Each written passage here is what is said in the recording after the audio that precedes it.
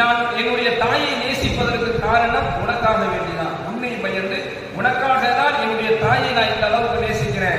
நான் என் தாய் மீது வைத்திருந்த நேசம் உண்மையானதாக இருந்தால், அது நான் உனக்காக செஞ்சதை நீ ஏற்றுக்கொண்டதாக இருந்தால், யா அல்லாஹ் இந்த புகையை விட்டு நாங்கள் வெளியே போகணும், நீ எங்களுக்கு உதவி செய்ய என்பதாக துவா செய்கிறேன்.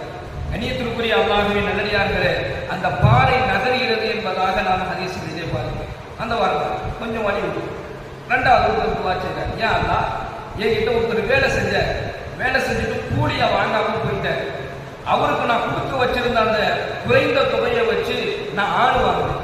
அதான் அந்த ஆடு 1 ஆச்சு 2 ஆச்சு 10 ஆச்சு ஒரு பெரிய ஆட்டு மந்தையே என்கிட்ட இருக்குது. ரொம்ப நாள் கழிச்சு அவர் வந்தார் ஒரு கூலியை வாங்குறதுக்கு. அப்போ அவருக்கு கொடுக்கக்கூடிய அந்த ஊதியத்துல இருந்துதான் ஒரு ஆடு வாங்கினேன். அது 10 ஆடாயி மந்தை ஆயிடுச்சு. இது ஓ காசு வந்த இதுதான் இது இந்த ஆட்டு மந்தை.